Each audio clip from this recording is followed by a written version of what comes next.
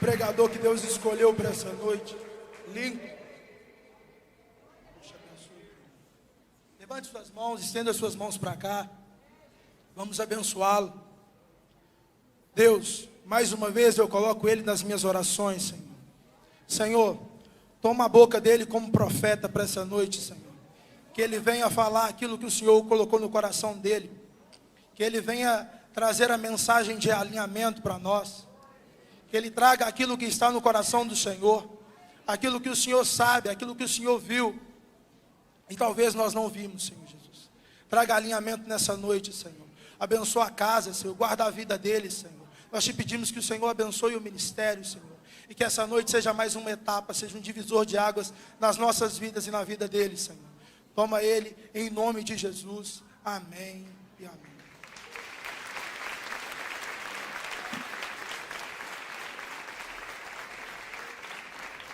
Glória a Deus. Querida igreja, a paz do Senhor. Amém. Que maravilha, como é bom este lugar, onde nós podemos sentir a presença de Deus de uma forma tão intensa, real e palpável. Para mim é uma alegria muito grande poder retornar aqui à Igreja Presbiteriana de Contagem, a Igreja Presbiteriana Renovada de Contagem, para ministrar pela segunda vez no Conjure. Deus abençoe vocês. Muito obrigado pelo carinho, por nos permitir estar aqui mais uma vez, e eu espero poder contribuir para a vida de vocês através da ministração da palavra de Deus. Que esse dia seja marcante para você e a sua casa. Deus abençoe ao querido pastor presidente dessa igreja, pastor Euzi. É uma alegria poder ver o senhor aqui recuperado. Que Deus continue te dando saúde, em nome de Jesus. Deus abençoe também o Osmair, quem nós carinhosamente chamamos de Juninho, né? Eu não sei porque é Juninho, Osmair não tem nada a ver, né? Mas Deus abençoe, muito obrigado pelo carinho, juntamente com a sua esposa, que está aí. Ela recebe, daqui a pouco ela foi lá para trás dar de mamar o neném. Olha para você ver como é que é a vida de uma mãe, né? Não é fácil. Deus abençoe a esposa do Juninho, em nome de Jesus, juntamente com a pequena criança. Como já foi apresentado, hoje eu me faço acompanhado da minha querida esposa, a irmã Larissa Vitoriana, viu? Deus abençoe a nossa irmã, missionária Larissa, me acompanhe nessa noite. Se eu casei, dá tempo de você casar ainda, viu? Olha lá que dá tempo. Eu gostaria de ministrar ao coração da igreja nessa noite, no livro do Êxodo, capítulo de número 3.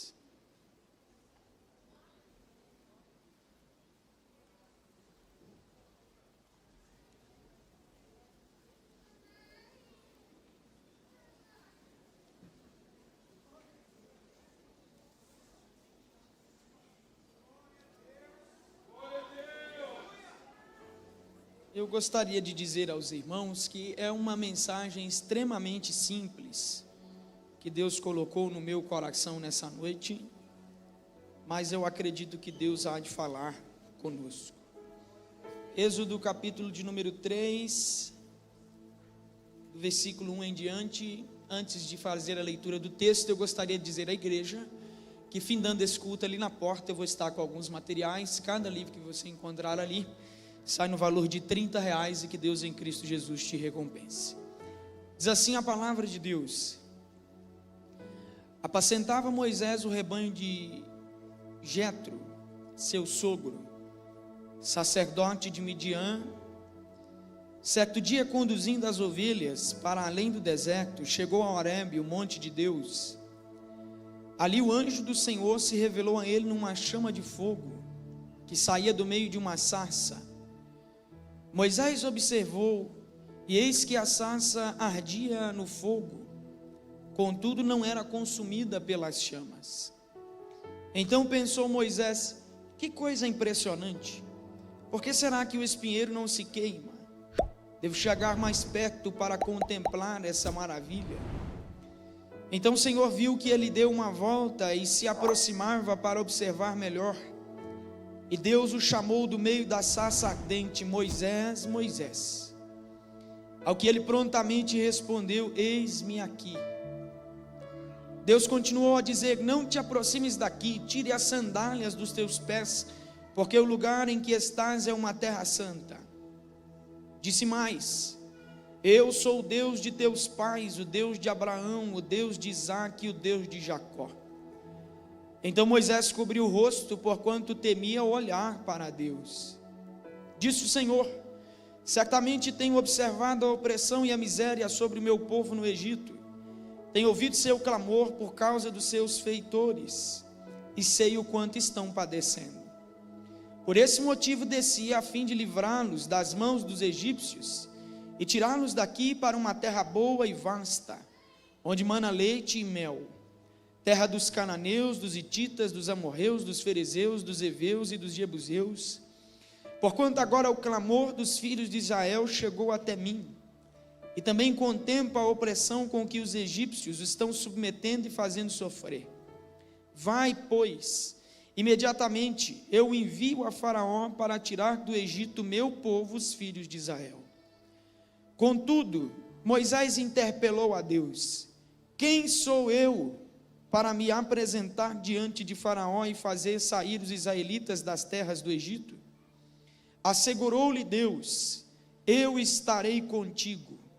Essa é a prova de que sou eu quem te envia.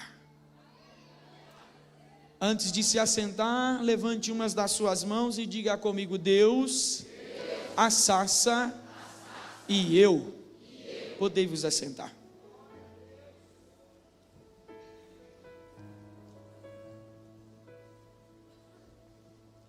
Como eu disse aos irmãos, a mensagem que Deus coloca em meu coração nessa noite é extremamente simples.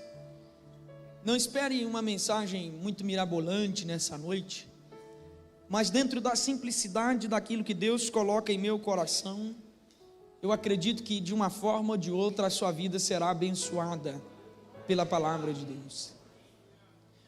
O Egito nem sempre foi uma terra hostil para os hebreus. O Egito nem sempre foi um lugar de escravidão para os hebreus. Muito pelo contrário. Se nós voltarmos algumas páginas da Bíblia Sagrada, nós vamos perceber que o Egito era um lugar de grande paz e de prosperidade. O governador do Egito era José, filho de Jacó, aquele que foi vendido pelos seus irmãos. Contudo, toda aquela ação era um programa divino, justamente para fazer com que os seus filhos não padecessem fome nos tempos de grande escassez que se deu sobre a terra. O Egito era um lugar seguro para os hebreus e de grande fartura. Foi exatamente o Egito ser este lugar seguro e de grande fartura que fez com que Jacó e toda a sua família descessem para o Egito. A Bíblia nos diz que eram aproximadamente um pouco mais de 70 pessoas. Esse foi o número de pessoas que chegou ao Egito na época em que José era o governador daquelas terras. Contudo, sobre esse povo de aproximadamente um pouco mais de 70 pessoas, a família de Jacó e a sua descendência, havia uma palavra de Deus sobre este povo. Eles não eram apenas um povo comum se estabelecendo numa nova terra. Eles eram um povo de Deus, eleitos em Abraão. E sobre Abraão havia uma palavra que nós percebemos em Êxodo capítulo 1, versículo 7 se cumprindo. Pois Deus disse a Abraão que a sua descendência seria grande, seria forte, seria poderosa. É exatamente isso que está acontecendo no capítulo 1, versículo 7 do livro do Gênesis. O texto diz para nós que eles não eram mais apenas um grupo de um pouco mais de 70 pessoas, mas a Bíblia diz para nós que eles eram poderosos e em grande número sobre a face do Egito.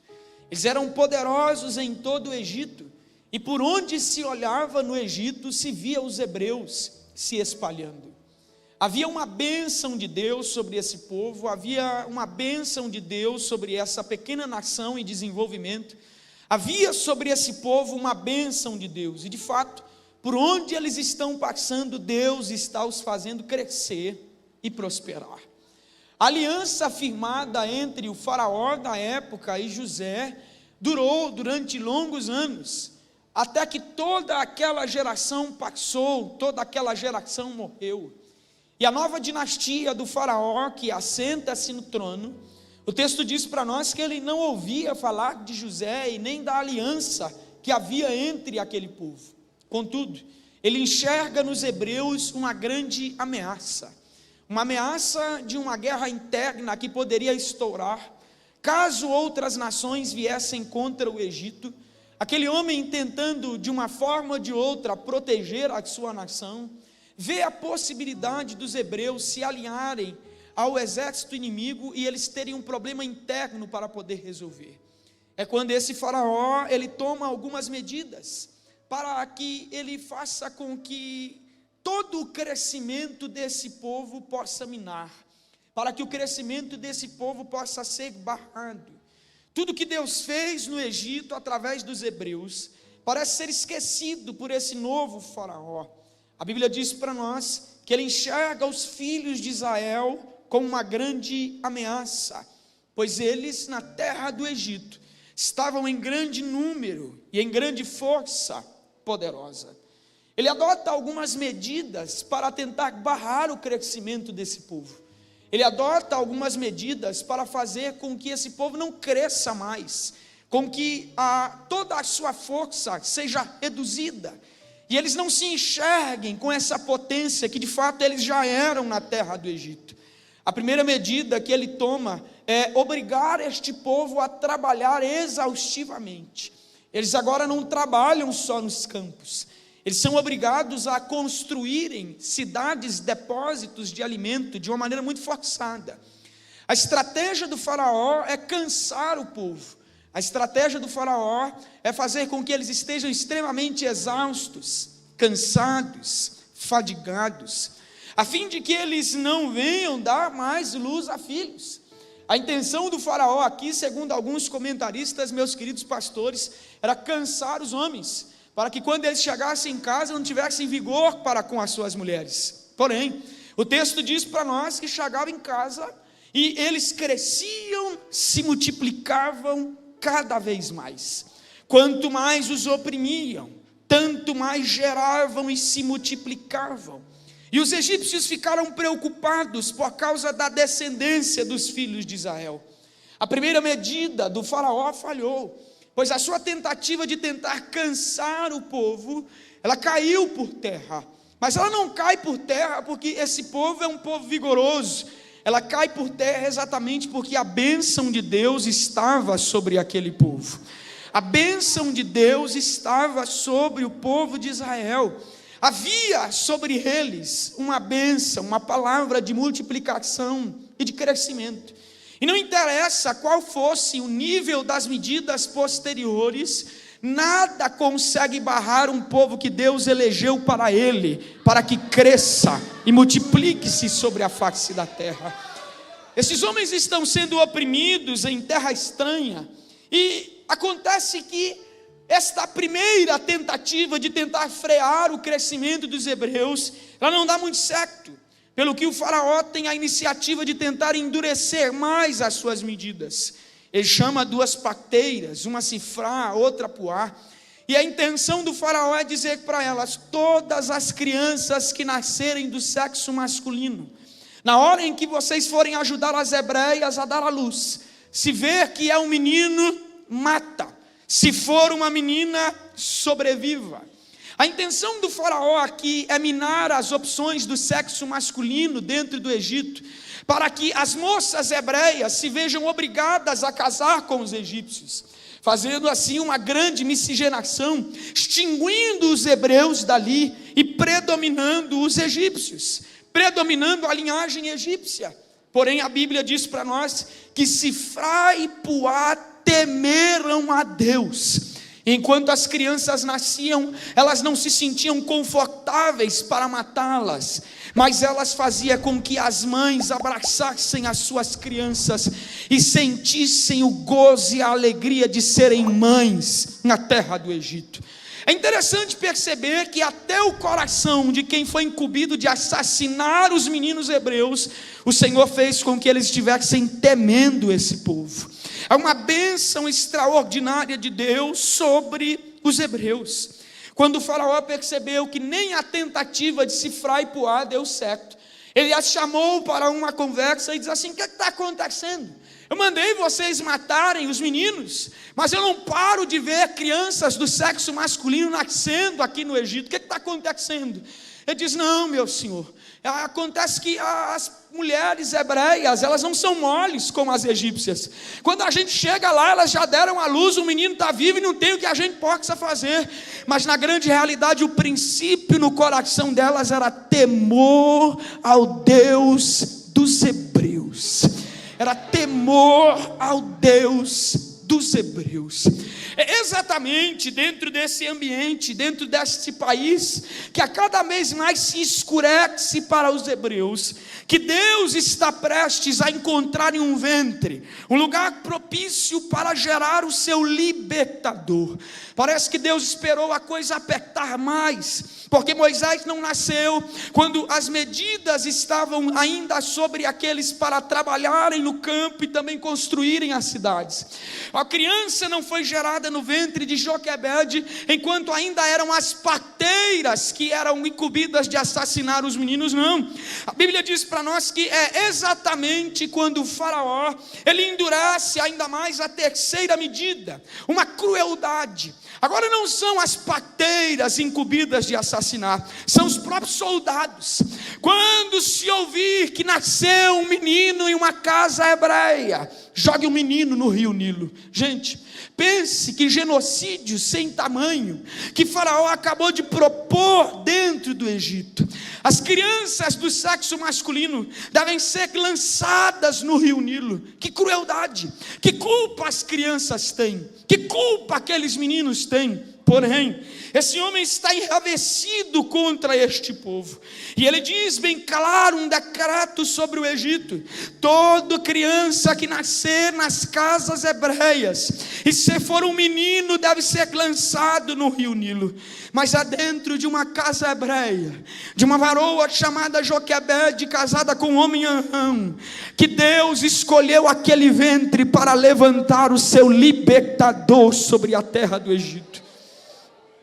É dentro daquele ambiente escuro, enegrecido por esse genocídio, dentro desse lugar totalmente hostil, dentro desse país que se tornou totalmente hostil para os hebreus, que Deus estava com um plano maior para poder acontecer. Irmão, a grande realidade é que ninguém para a mão de Deus quando Ele decide intervir na história. Ninguém para o trabalhar de Deus quando Ele decide intervir na história. A criança no ventre de Joquebede não era apenas mais um fruto do crescimento daquela casa, daquela família e daquela descendência. Era uma criança especial.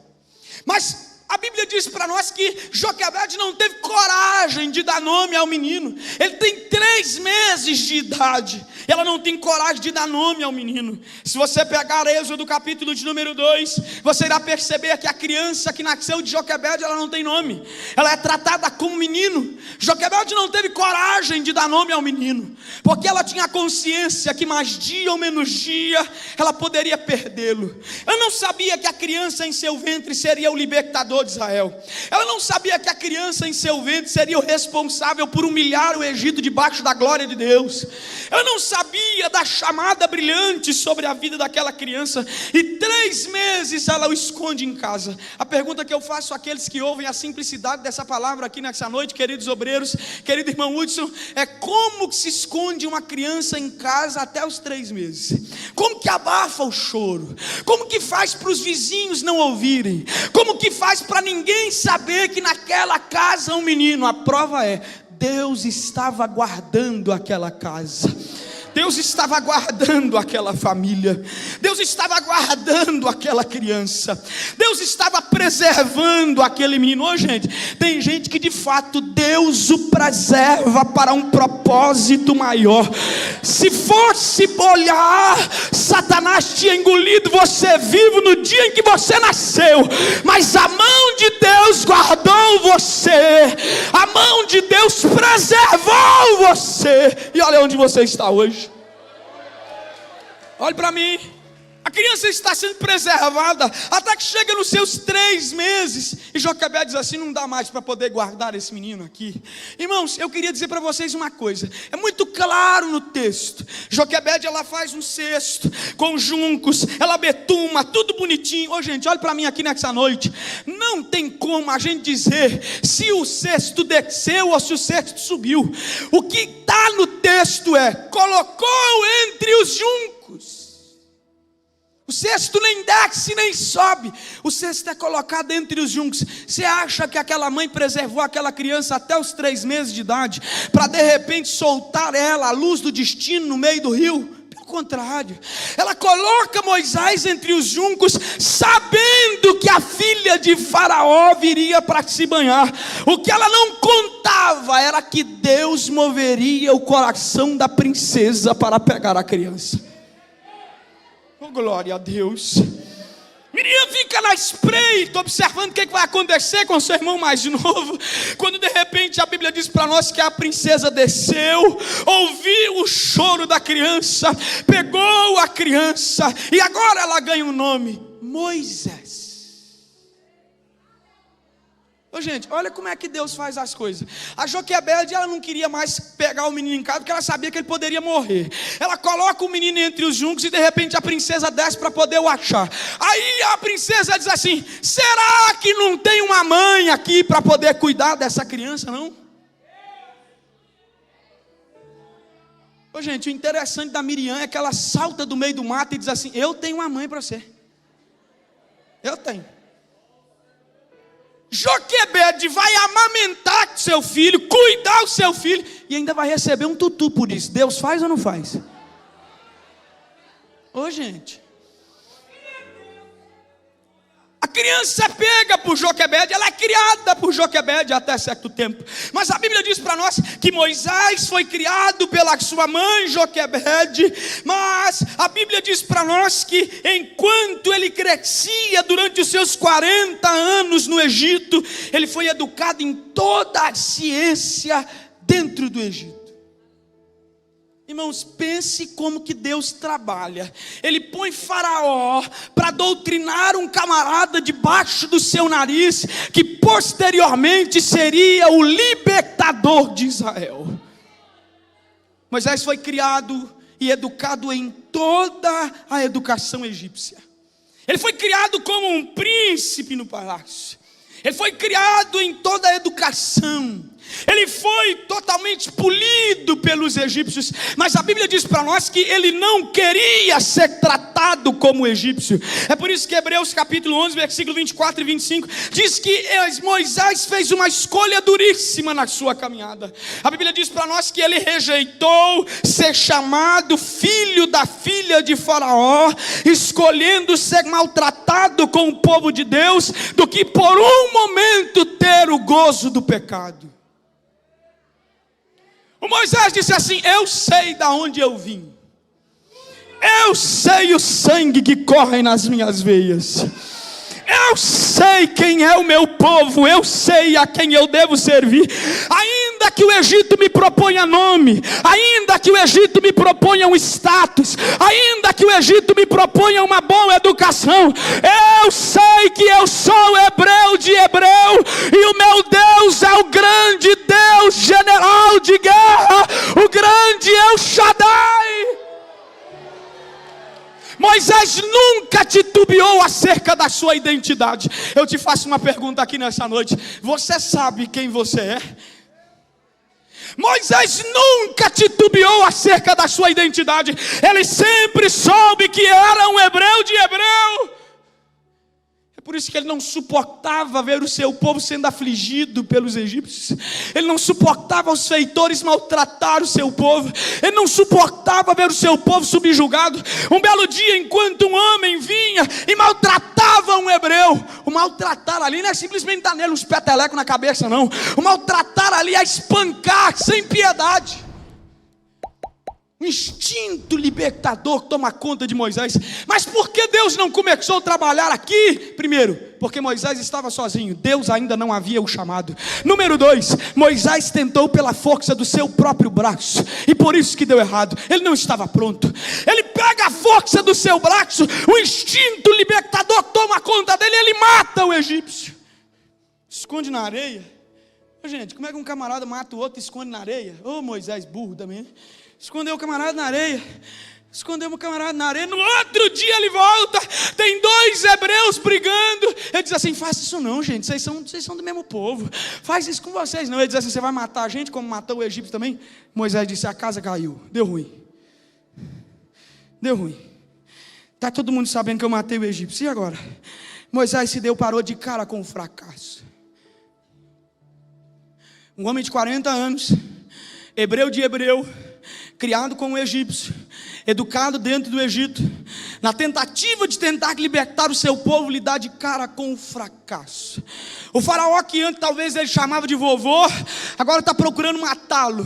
A tentativa de Moisés era escapar com vida, e ele lidar com 2 primeiras coisas na sua caminhada. Primeiro, o fracasso de uma tentativa de libertar o seu povo frustrado. Número 2, a rejeição. Seu próprio povo rejeitou quando ele tentou reconciliar aqueles que estavam brigando. Moisés se dá de cara com o fracasso e com a rejeição. Com as suas próprias mãos, sozinho, Moisés tentou um dia livrar o seu povo, mas Moisés lhe deu de cara com o fracasso. No outro dia ele lhe deu de cara com a rejeição. Ele está sentindo gosto do fracasso quando ele tem a notícia de que o faraó está buscando matá-lo, e a sua única opção foi fugir das terras do Egito. Pense como não estava o coração daquele jovem de 40 anos, fracassado, rejeitado, humilhado. Ele parte para o deserto, um período que nós não sabemos o que aconteceu muito com Moisés. A única coisa que a gente sabe é que ele casou com uma das filhas de Jetro. A Bíblia diz para nós que ele teve filhos, e ele passa mais 40 anos no deserto. Olha para mim aqui nessa noite de juventude renovada. Casado com uma família nas terras de Miniã, Moisés passa 40 anos rejeitado, fracassado, isolado. 40 anos que Deus não diz uma palavra, Deus não fala nada, Deus não diz nada, Deus não encoraja, Deus não se revela, Deus não fala nada. É só um homem quebrado pastoreando as ovelhas de seu sogro. Eu concordo com o pensador quando ele diz assim, que Deus não pode usar um homem sem antes causar nele feridas profundas. Você não está pronto para ser usado se você não for pisado. Você não está pronto para ser usado se você não conhecer o gosto do fracasso. Você não está pronto para ser usado se você não souber o que é rejeição. Você não está pronto para ser usado se você não souber o que é amassar de Deus. A grande verdade é primeiro que Deus quebra o homem. A grande verdade é primeiro Deus moe o homem. A grande verdade é que primeiro Deus pisa no homem, para mostrar a ele que sem Deus o homem não é nada. Sem Deus o homem não pode nada. Sem Deus o homem não chega a lugar nenhum. É Deus na sua vida e nada mais.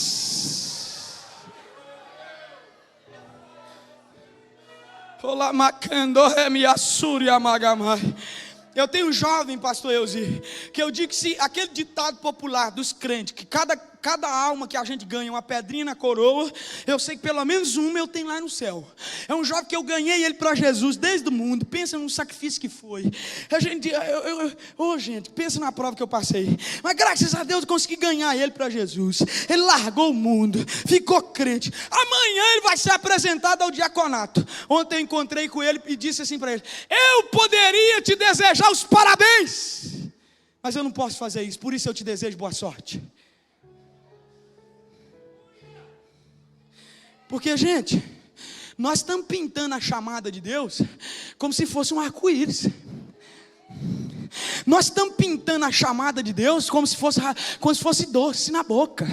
A gente precisa entender que o ministério, a gente não deseja parabéns, a gente deseja boa sorte. Porque você tem que estar preparado para ser rejeitado, você tem que estar preparado para ser humilhado, você tem que estar preparado para ser pisado, você tem que estar preparado para poder passar no deserto 40 anos e Deus não te dizer uma palavra sequer. Mas deixa eu te dizer uma coisa: vai valer a pena.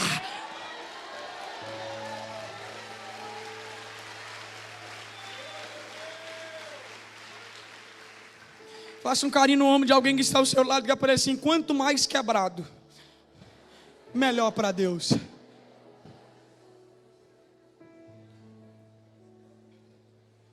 $40 anos. Gente, olhe para mim. Olhe para mim. 40 anos, irmã Leisa. Pense o que é você fazer a mesma coisa durante 40 anos no mesmo lugar. Aquele lugar não era um lugar estranho para Moisés, não. Ele pastoreava ali 40 anos. Talvez Moisés já tinha decorado até quantas sarças tinha no meio do caminho. 40 anos no mesmo lugar. 40 anos pastoreando no mesmo lugar. 40 anos naquele deserto, pastoreando as ovelhas de seu sogro. Moisés conhecia bem o que era a sarça, gente. Moisés sabia o que era uma sarça no deserto. O que eram as sarças? As sarças eram a espécie dos arbustos, extremamente comuns naquela região da península do Sinai. Moisés com toda certeza conhecia a região, ele sabia muito bem o que acontecia ali, mas aquele dia comum teve um toque diferente, quando ele percebe uma sarça acesa. Irmãos, a gente precisa entender uma coisa: é nos dias comuns que Deus decide se revelar a nós, sem aviso prévio, Maia, sem mandar um profeta, sem mandar um anjo. De repente Ele pode fazer de um dia comum um dia sobrenatural. Olha uma sarça acesa na tua frente. A sarça, o que é uma sarça? A sarça, ela é sem aparência. Arbustos ressequidos por conta do calor escaldante no deserto, com poucas folhagens, sem aparência. Uma segunda característica da sarça: espinhosa, cheia de espinhos. Também ela é um pouco difícil de lidar com a sarça por conta dos seus espinhos. A sarça era sem aparência, ressequida. A sarça era difícil de lidar por conta dos seus espinhos. Elas também não eram grandes e nem frondosas, elas eram de médio porte. Mas Deus decidiu incendiar aquela sarça naquele dia. Se você puder me ajudar a pregar nessa noite, faça um carinho no ombro de alguém que está ao seu lado, diga para ele: você é uma sarça incendiada por Deus.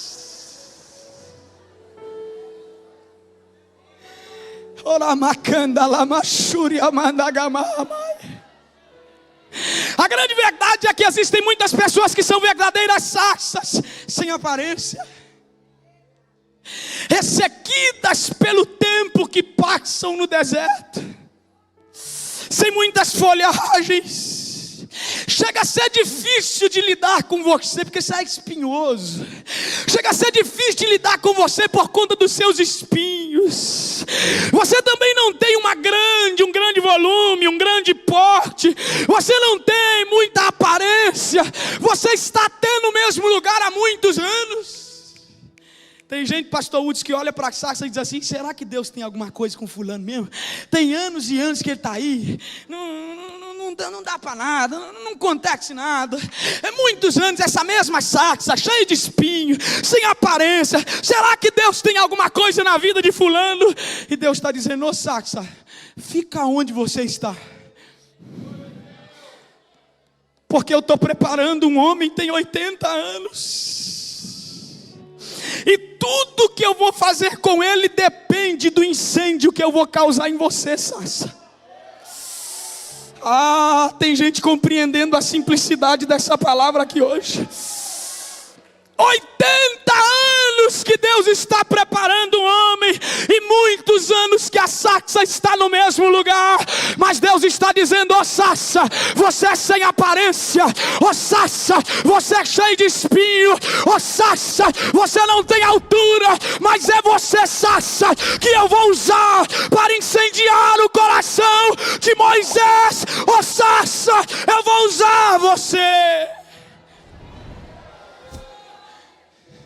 Fazer o que se de vez em quando Deus resolve usar a sarça, gente? Fazer o que se de vez em quando Deus resolve visitar as favelas? Fazer o que se de vez em quando Deus resolve pegar os sem aparência? Fazer o que se de vez em quando Deus resolve incendiar os sem estudo? Fazer o que se de vez em quando Deus resolve escolher a sarça e ela só tem uma coisa para fazer na vida: pegar fogo. Uma coisa só.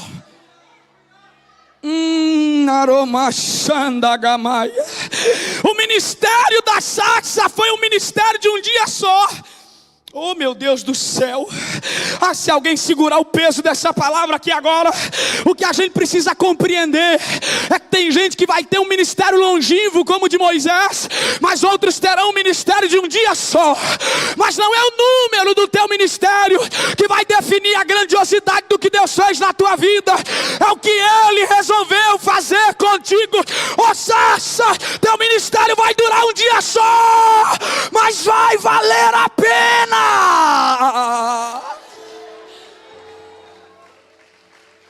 sarça, gente.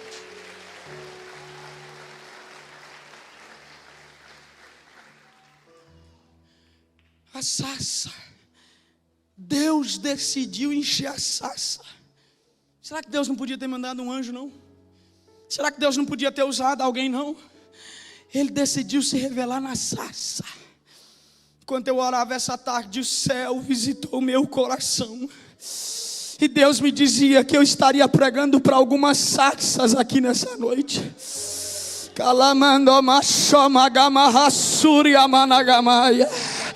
Você não precisa de aparência quando a glória de Deus está brilhando em você. Você não precisa de nome quando Deus decidiu encher você. Você não precisa de tamanho quando a glória de Deus decidiu se revelar em você. É você mesmo, sarça, que Deus está usando para incendiar o coração de Moisés. É você mesmo, sarça. Fique na posição aonde você está. Deus decidiu incendiar a sarça. Gente.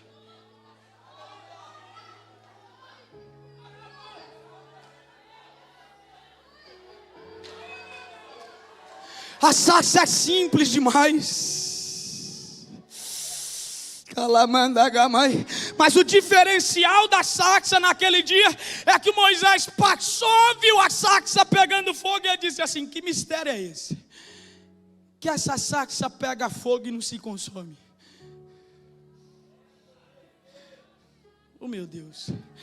Assim está dizendo a boca de Deus para alguém aqui nessa noite: não arrede o pé da onde eu coloquei você, continue queimando.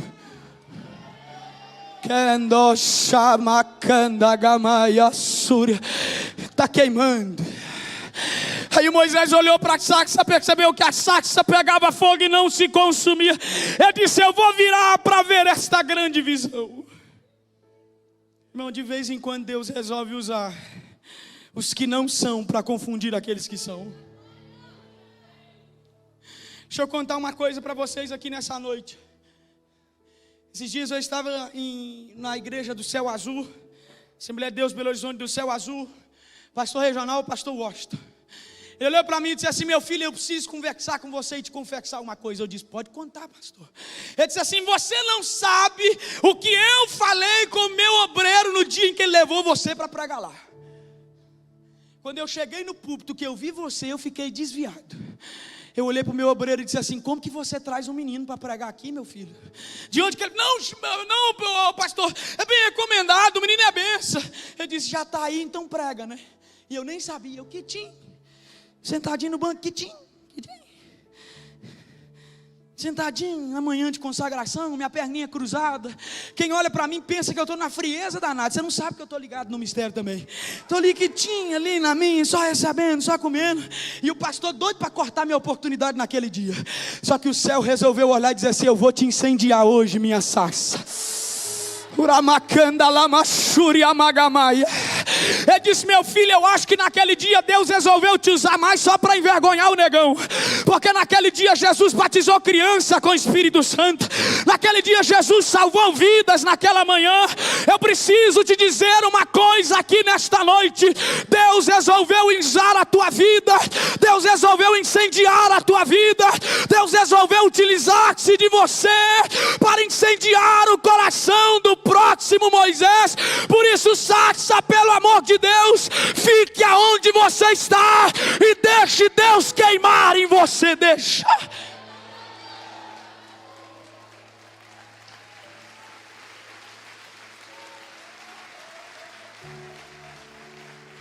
Moisés, tira o sandália dos seus pés, porque o lugar que pisa é a terra santa.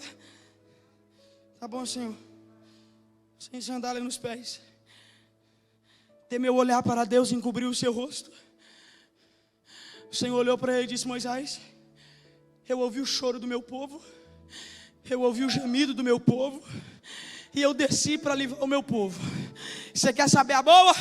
Eu escolhi você para ir lá dizer para o faraó: deixa meu povo embora. Aí Moisés olhou e disse assim: quem sou eu, Senhor?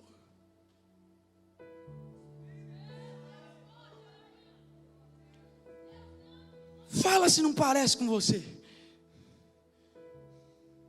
Fala. Algum dia você já trombou uma sarça na sua frente. Algum dia já aconteceu.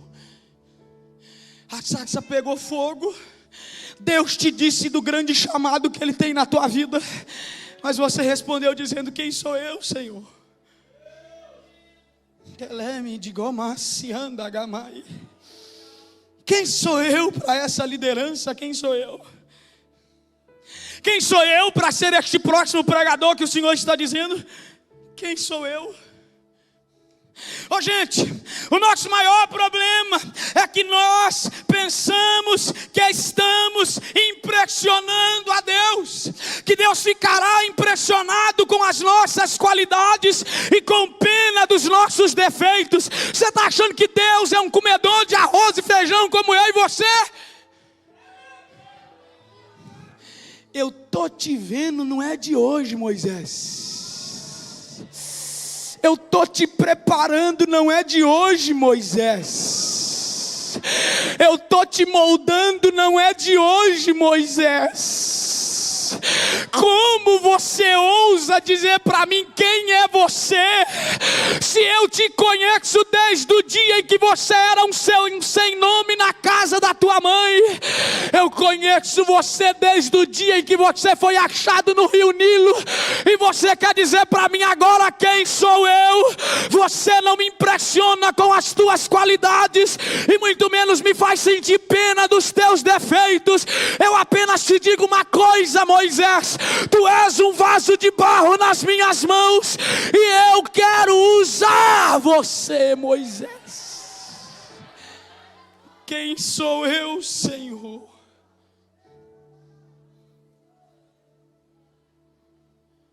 Quem sou eu? Tem muita gente aqui nessa noite se perguntando quem sou eu. Mas deixa eu te dizer uma coisa: é impossível você encontrar com Deus queimando na sarça e não fazer alguma coisa. Deus olhou para Moisés e Deus não responde para Moisés: Moisés, você tem todas as qualificações que eu queria. Não é assim que Deus responde. Talvez se você fosse uma empresa, alguém diria para você assim: por favor, aceita a vaga, porque você tem todas as qualificações, requisitos para preencher essa vaga. Mas Deus não diz isso para Moisés. Deus também não diz assim: ô Moisés, é você que é o cara, é você que é a bola da vez, é você que é o nome da vez. Deus também não diz isso a Moisés. Deus também não diz para Moisés assim: ô Moisés, acredita mais em você, rapaz, acredita mais, eu sei do potencial que você tem, acredita mais em você, Moisés. Deus também não diz isso para Moisés, não. Você sabe o que Deus faz com Moisés? Deus humilha mais o Moisés. Quando ele acha que está falando bonitinho, dizendo assim: quem sou eu? Aí o céu não responde dizendo para ele: você tem as qualificações. Deus também não diz você é. Deus também não diz para ele: acredite mais em você. A resposta de Deus para ele foi: certamente eu serei contigo.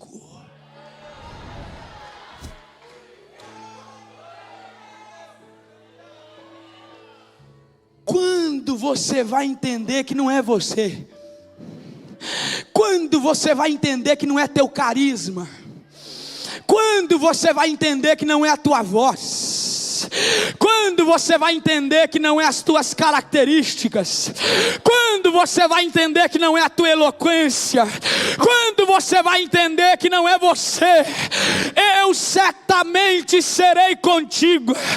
Eles não te ouvem porque a tua voz é bonitinha de ouvir, eles te ouvem porque Deus está contigo.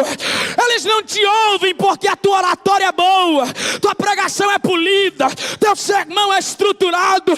Eles te ouvem porque Deus está com você. Eles não te aguentam naquela igreja liderando e pastoreando porque você tem carisma e sabe levar o povo. Eu serei contigo, Moisés. Levante as duas mãos.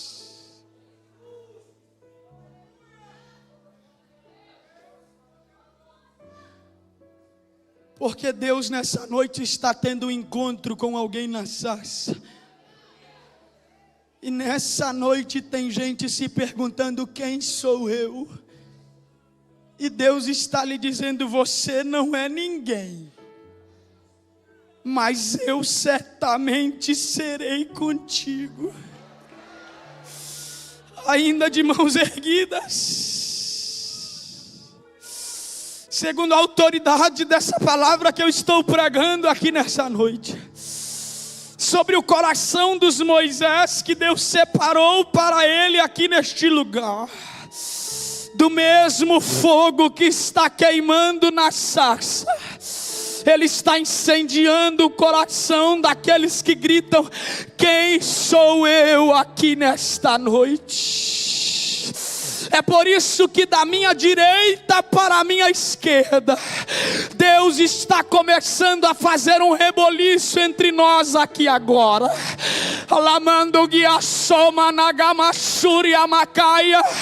Porque o sábado deste conjure não é um sábado qualquer, é Deus, a sarça e você. A sarça já está acesa e você está sendo incendiado. Vambora, Moisés! Vambora, Moisés! Vambora, Moisés!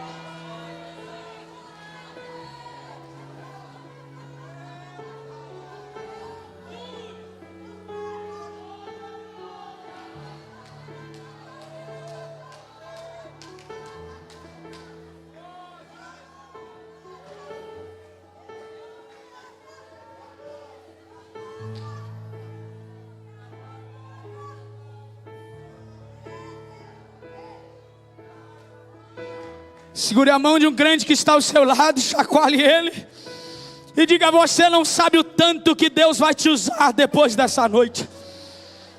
Uramacando remiassuri amacandalai. Você está tendo um encontro direto com o grande eu sou. Dá-me come a Suri Amacandorema. E Ele está dizendo nesta noite: me empresta a tua vida, me dê a tua vida,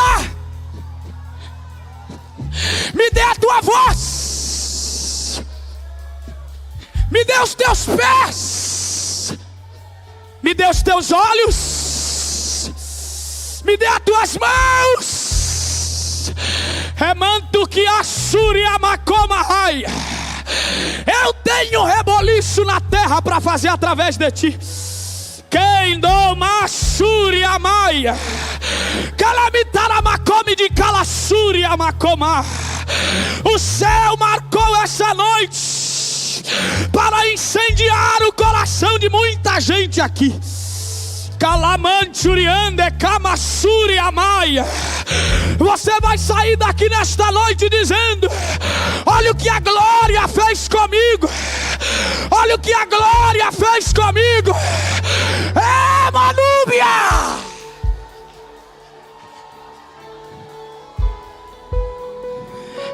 Levante as mãos.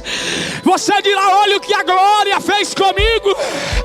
Eu era um covarde, eu era um medroso, eu era um fracassado, mas Ele me achou.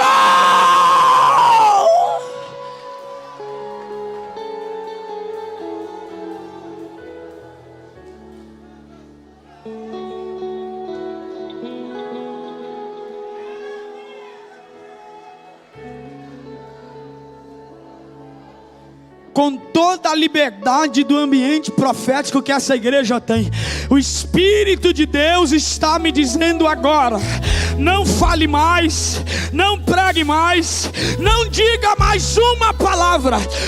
Eu quero trabalhar nos meus agora.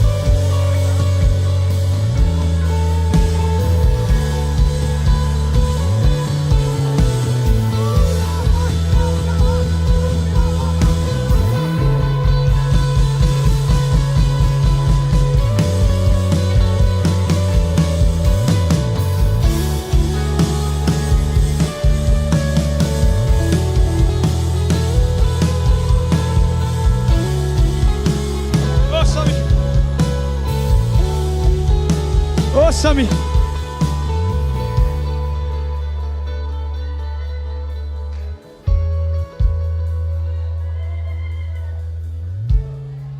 Todos aqueles que dizem: Senhor,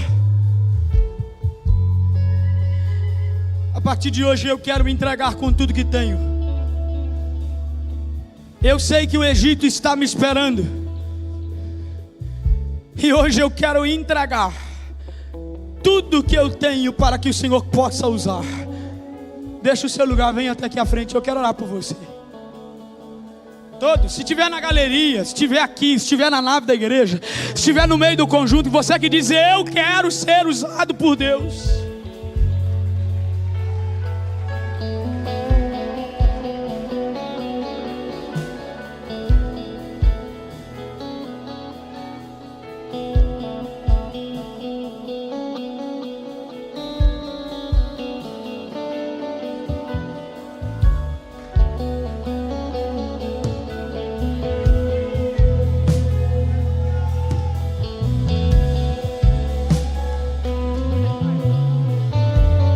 Deixa os moleques passar aí, ó.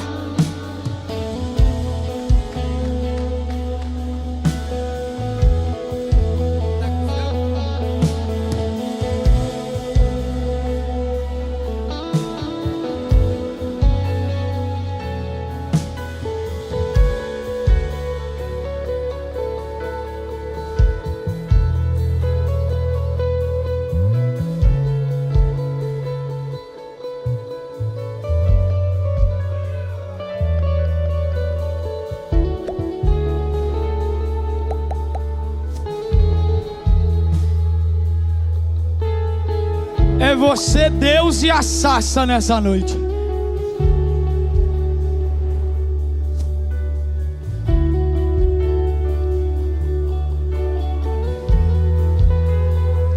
É você, Deus e a Sassa agora.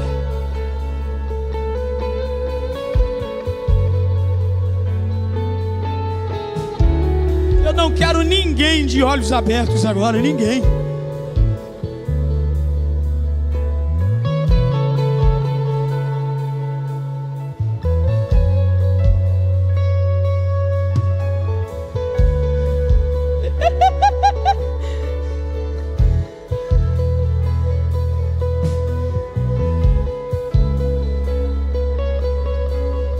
O Egito está te aguardando.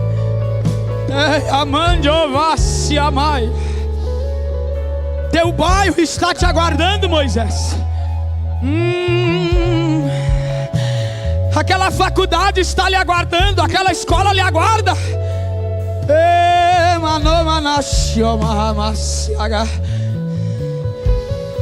Deus está investindo em você agora.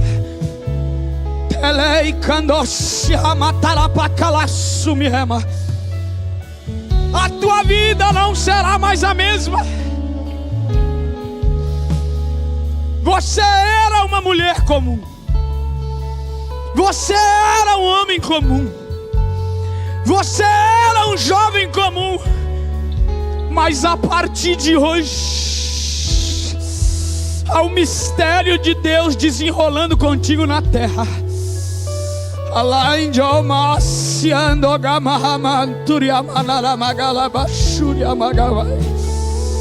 Anubi de taramaki ose manuvi remashandogamai.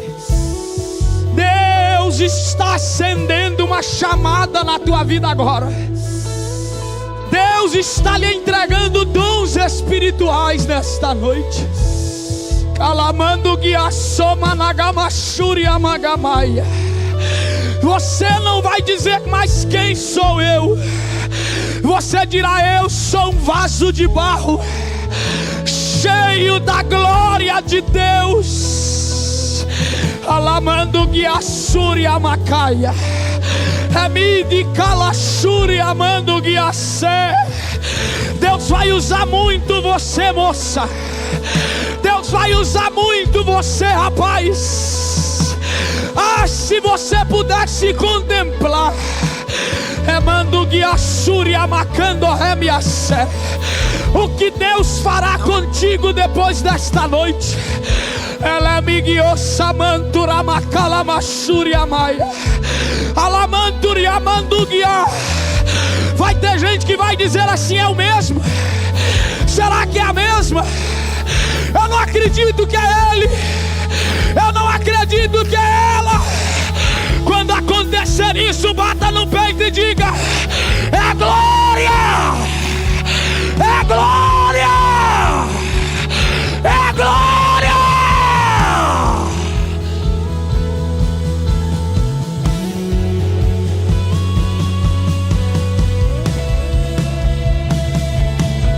É que a sarça pegou fogo e não se consumiu. E a voz que saiu dela um dia me atraiu. O meu coração queimou até que descobriu que um dia conto agora vale mais que 1000. É que a sarça pegou fogo e não se consumiu. E a voz que saiu dela um dia me atraiu. E o meu coração queimou até que descobriu que um dia conto agora, um dia conto agora vale mais que 1000. Eu encerro agora.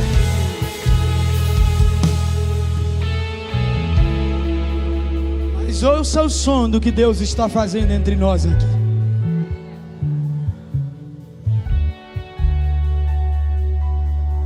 Ouça o som do mover no mundo espiritual agora.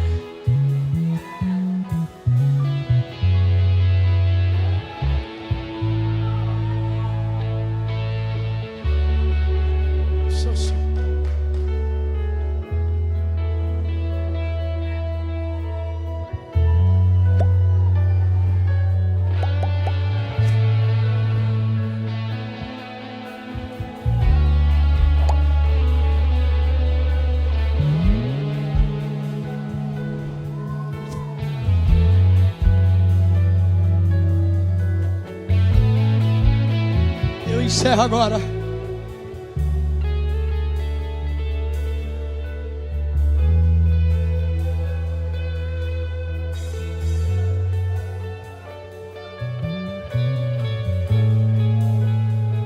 Mas dentro desse culto, nessa noite, grave o que eu estou dizendo agora e eu encerro a minha participação. Está saindo homens e mulheres que irão abalar as estruturas do Egito desse tempo.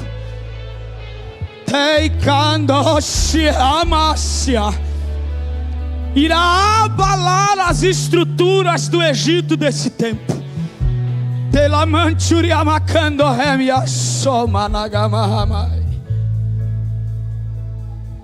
Que Deus abençoe.